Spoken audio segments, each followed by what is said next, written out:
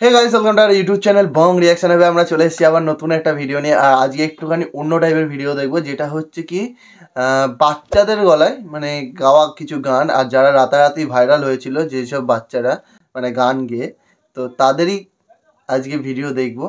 আর আমার সঙ্গে রয়েছে রিয়া আর রাজীব। আর আমরা তো বড়দের গান শুনেছি, সিঙ্গারদের গান শুনেছি, কিন্তু কোন বাচ্চারা একবার বা দুবার গান গেয়ে সোশ্যাল মিডিয়ায় ভাইরাল হয়েছে তাদের কণ্ঠের জন্য, তো সেটাই আজকে দেখার বিষয়। তো চলো দেখে নি, বেশি দেরি না করে।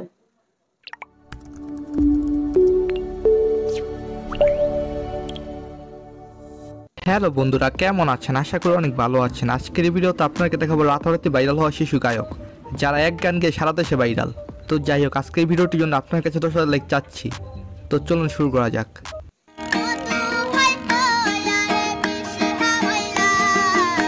বাংলাদেশের বেশিরভাগ মানুষ মনে হয় এই গানটি জাহিদের কণ্ঠে শুনেছেন।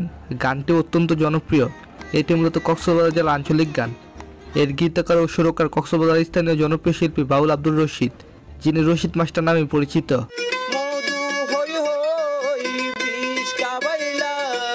গানটি কক্সবাজার অঞ্চল আগে থেকেই জনপ্রিয়। কিন্তু এই গানটি যখন জাহিদ গান, তখন দেশ বিদেশের মানুষের কাছে খুব তাড়াতাড়ি পৌঁছে যায়। আনন্দনগর নামের একটি গানের দলের তরুণ সংগঠক ও সদস্য ইমরান হোসেন গিয়েছিলেন কক্সবাজার সমুদ্র সৈকতে বেড়াতে। সেখানে তিনি শিশু শিল্পী জাহিদের দেখা পান। সৈকতে পর্যটকদের কাছে গিয়ে গান শোনাতো শিশু জাহিদ। ভাইয়া একটা গান শোনাই। বিনিময়ে 2-4 টাকা যে যা দিত সেটাই নিত। পরবর্তীতে সেই জাহিদ ইমরান হোসেনের কাছে এসে গান শোনাতে চাইলে ইমরান তাকে গান ধরতে বলেন। জাহিদ গান ধরে, মধু হই হই বিষ হাওয়াইলা, এবং ইমরান নিজের ছোট গিটারের বাদ্যযন্ত্র ইউকেলেল দিয়ে সেই গানের সাথে সুর তুলেন। এবং এরই সাথে সাথে জাহিদের কণ্ঠের গান ভিডিও রেকর্ডিং করা হয়। পরে ইমরান 20 মিনিটের একটি ভিডিও ইউটিউবে আপলোড দেন। এক পর্যায়ে তা ভাইরাল হয়ে যায় এবং এর শেয়ার কোটি ছাড়িয়ে যায়। জাহিদ উঠে আসে সৈকত থেকে বিজ্ঞাপন চিত্রে, শেষ পর্যন্ত ঢাকার আর্মি স্টেডিয়ামে আন্তর্জাতিক ফোক ফেস্টিভ্যালের মঞ্চে।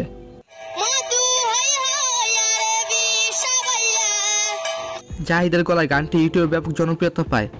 সেলুলার টেলিফোন অপারেটর রবি এক পর্যায়ে জাহিদ তার নিজের কণ্ঠে গাওয়া গান দিয়ে বিজ্ঞাপন চিত্র তৈরি করে এবং তার টেলিভিশন ও রেডিওতে সম্প্রচার করে। ঢাকায় আর্মি স্টেডিয়াম আন্তর্জাতিক ফোক ফেস্টিভ্যালের উদ্বোধনীতে মঞ্চে গুনিবা সারিয়া জালাল আহমেদ বাসির সাথে গান পরিবেশন করেন জাহিদ। গল্পটা শুনে, স্টোরিটা শুনে ধীরে ধীরে এই গানের জনপ্রিয়তা তুঙ্গে উঠে যায়। স্টোরিটা শুনে গায়ে কাঁটা দিয়ে উঠলো। তো যাই হোক, আপনারা কমেন্টে জানাবেন জাহিদ এবং জাহিদের গানটি আপনার কাছে কেমন লেগেছিল। সেই অনুভূতিটি কমেন্টের মাধ্যমে দেখতে চাই। এই এক গানকে দরিদ্র করে শিশু সহদেব গোটা ভারত মাতাচ্ছে। ইন্টারনেট দুনিয়া দাপি বেড়াচ্ছে বাদশা এবং সহদেবের বাচপান কা পেয়ার। ইউটিউব, ফেসবুক বা বলা চলে সামাজিক মাধ্যমে ট্রেন্ডিং লিস্টে 1 নম্বরে রয়েছে গানটি। বর্তমানে গানটির ভিউ রয়েছে 100 মিলিয়নের উপরে, যা দিন দিন বেড়েই চলছে। এছাড়া ইউটিউবে আনুমানিক আরো 10 কোটির মতো মানুষ এই গানের নানা ভার্সন দেখেছেন। এছাড়াও এমনিতে টিকটক সহ আরো অনেক সামাজিক মাধ্যমে এই গানটির বিভিন্ন রিমিক্স 20 কোটির উপর মানুষ দেখেছে।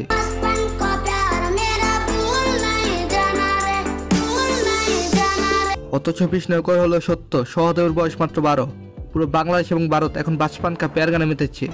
শুধু তাই নয়, রানু মণ্ডল চেষ্টা করেছেন এই গানে কণ্ঠ তোলার, কিন্তু কোনো লাভ হয়নি সেভাবে।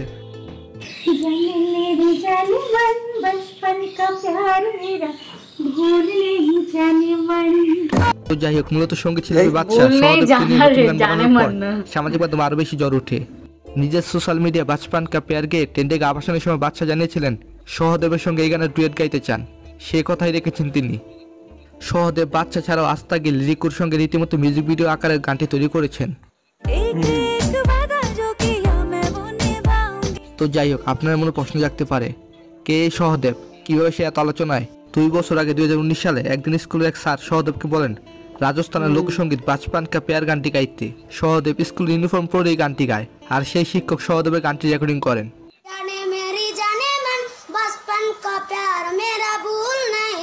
পরে তিনি সোশ্যাল মিডিয়ায় সেটা শেয়ার করেন, কিন্তু গত 2 বছর এই ভিডিওটি ভাইরাল হয়নি। কিন্তু বাদশা এই গানটি মিক্স করে সোশ্যাল মিডিয়া আপলোড করতেই চারিদিকে খোঁজ পড়ে যায় গানের গলা যার, সেই শিশু শিল্পীটি কে। তারপর খোঁজ মিলে ভারতের ছত্তিশগড়ের সুকুমা জেলার সিন্ধুগড় ব্লকের বাসিন্দা সহদেবের। ইন্ডিয়ান আইডলে সহদেবকে নিয়ে যাওয়া হয় অতিথি করে।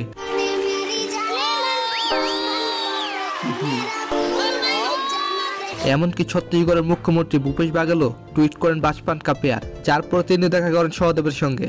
মুখ্যমন্ত্রীর পাশে দাঁড়িয়ে সহদেব তার ভাইরাল গানটি আরো একবার গান। সম্প্রতি একটি গাড়ি প্রস্তুতকারী সংস্থা খুদে সহদেবকে একটি গাড়ি ও আর্থিক পুরস্কার দিয়েছেন। বলিউডের অন্য তারকারা বাচপান কা প্যার থেকে মুখ ঘুরিয়ে থাকতে পারছেন না।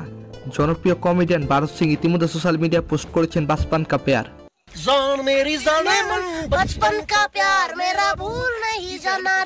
আর হ্যাঁ, এই গানের অরিজিনাল গায়ক কমলেশ।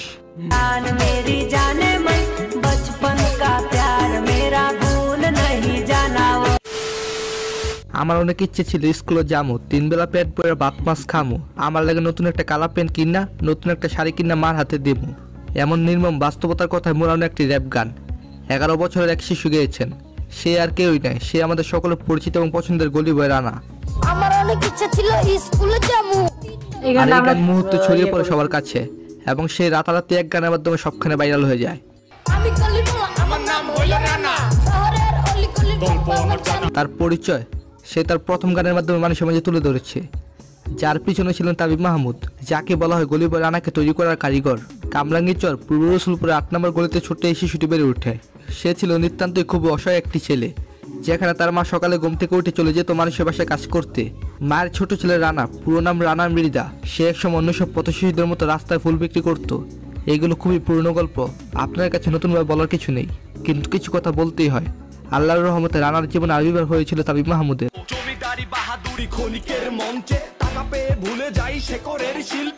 রানা এবং তাবিব মাহমুদের পরিচয় হওয়ার কাহিনীটা আপনাকে ছোট করে বলি। রানা প্রায় পুরোটা সময় ঢাকা বিশ্ববিদ্যালয় ক্যাম্পাসে কাটাতো। রানা ছিল বেশ চটপট বুদ্ধিদীপ্ত, ফলে বিশ্ববিদ্যালয়ের শিক্ষার্থীদের সঙ্গে মুহূর্তে ভাব জমিয়ে ফেলতে পারত। এমনই একদিন সলিমুল্লাহ মুসলিমের সামনে একজনকে বাইক স্ট্যান্ড দিতে দেখে এগিয়ে আসে রানা, আবদার করে বসে বাইকে ওঠার। তারপর রানাকে ভালো লেগে যায় তাবিব মাহমুদের। তখন সে ঢাকা বিশ্ববিদ্যালয়ের আরবি বিভাগে 4র্থ বর্ষের শিক্ষার্থী ছিলেন। নিয়মিত চর্চা করেন র্যাপ সঙ্গীতের। বেশ কিছুদিন ধরে খুঁজে বেড়াচ্ছিলেন এমন কোনো পথশিশু, যাকে দিয়ে পথশিশুদের জীবন সংগ্রামের গল্প তুলে ধরবেন গানে গানে। সহজাত কৌতূহলে রানাকে তুলে নিলেন বাইকে। মাহমুদ হাসান তাকে গান গাইতে বলার সঙ্গে সঙ্গে চলন্ত বাইকের পিছনে বসেই গান ধরল রানা। তারপর তার গান শুনে তাকে আরো বেশি ভালো লেগে যায় এবং পরবর্তীতে তার জীবনের গল্প শুনে অল্প সময়ের মধ্যে তার জীবন নিয়ে গান লিখে ফেলেন এবং সব মিলে 7 দিনে গানটি সম্পূর্ণ তৈরি করেন। শুধু পেছনে একজন কারিগর হিসেবে নয়, একজন দায়িত্বশীল অভিভাবকের মতো রানাকে সে সামনে এগিয়ে নিয়ে যাচ্ছে। তো যাই হোক, রানাকে এবং তাবিব মাহমুদকে আপনার কাছে কেমন লাগে সেটা কমেন্টে জানাবেন এবং এদের মধ্যে আপনার পছন্দের শিল্পী কে সেটাও জানাবেন। ধন্যবাদ সবাইকে, ভালো থাকবেন, ভালো রাখবেন আপনার চারপাশ।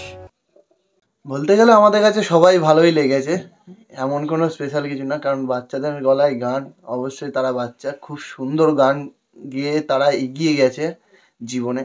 কারোর জীবনে এরকম মানে এক একটা চান্স আসে যেখান থেকে উঠে আসে। অনেক মানুষ আছে যে মানে এরকম অনেক বাচ্চা আছে প্রতিনিয়ত যাদের গলায় কণ্ঠতে খুবই সুন্দর গান, কিন্তু তাদেরকে খুঁজে পাওয়া যায় না। কারণ মানে আমি দেখেছি না তো, যারা খুব মেধা সম্পন্ন হয় তারা খুবই গরিব, মানে খুবই এমন ফ্যামিলিতে বিলং করে যেখান থেকে তারা উঠে আসাটা খুব কঠিন হয়ে যায়। একদম সেটাই, মানে এই হয়তো এরকম অনেকেই আছে যারা এখনো হয়তো মানে এরকম প্রতিভাশীল বাচ্চা অনেক আছে যাদের হয়তো কোনো না কোনো দিন হয়তো তারা উঠে আসবে। কিন্তু এই যে কি অনেক যেটা বললো গরিব ফ্যামিলি থেকে বিলং করে, তো তার বাবা মারা চায় যে তার সন্তানরা কাজবাজ করে 2 পয়সা উপার্জন করবে। তাদের যে কি প্রতিভা আছে, গান করে কিংবা কি করে, তাও এখন একটু সোশ্যাল মিডিয়া কিংবা এই ইউটিউব ফেসবুক আসাতে একটুখানি ভাইরাল হওয়ার চান্সেস আছে যে গানটা পোস্ট করে দিলাম সোশ্যাল মিডিয়ায়, তো নাচটা পোস্ট করে দিলাম, তো যদি ভাইরাল হয় কিংবা কেউ যদি দেখে যদি কেউ যদি অফার করে, তো সেই জিনিসটা এখন একটা চান্স রয়েছে। এমনও কিছু কিছু ফ্যামিলি আছে যেখানে হচ্ছে যাদের বাড়িতে স্মার্টফোন জিনিসটাই নেই, স্মার্টফোন জিনিসটা নেই, হয়তো ছোট ফোন ইউজ করে জাস্ট নর্মালি কারোর সঙ্গে যোগাযোগ করার জন্য। তো সেরকমই মানে এরকম খুঁজলে অনেকই পাওয়া যাবে। কারোর মধ্যে কিছু না কিছু প্রতিভা আছে ভাই, সেটাকে তুলে ধরা কিংবা সেটাকে দেখার, খুঁজে পাওয়ার, এই জিনিসটা কিন্তু কষ্টকর। মানে কিভাবে তোমার নিজের ভেতরে প্রতিভাটাকে খুঁজে পাবে সেটা ভাই নিজের ওপর। প্রত্যেকটা মানুষের মধ্যে প্রতিভা থাকে, কিছু না কিছু থাকে। আমরা কেউ সেটা খুঁজে পাই, কেউ খুঁজে পাই না, হয়তো খুঁজে না পাওয়ার জন্য সেই জিনিসটাকে হারিয়ে ফেলি। একদম, কিন্তু থাকে সবার মধ্যেই কিছু না কিছু প্রতিভা। একদম। তো সবার যে কটা বাচ্চার গান দেখালো সব কটাই খুব ভালো ছিল। আর স্টোরিটাও খুব সুন্দর ছিল। আর সবার স্টোরিগুলো সত্যিকারে খুবই কষ্টকর, মানে তারা যেই ফ্যামিলি থেকে বিলং করে উঠে এসছে, এখন একটা তাদের সুবর্ণ সুযোগ বলতে পারো, যে তারা যদি আরও এগিয়ে যেতে পারে, সেটা কামনা থাকবে আমাদের তরফ থেকে, যে তারা যেন জীবনে আরও এগিয়ে যায় অবশ্যই। তো যাই হোক, আজকের ভিডিওটা একটু অন্য রকমের ছিল, ভালো লাগলো। কিছু কিছু জায়গায় তো স্টোরিগুলো শুনে গায়ে কাঁটা দিয়ে উঠেছিল আমার।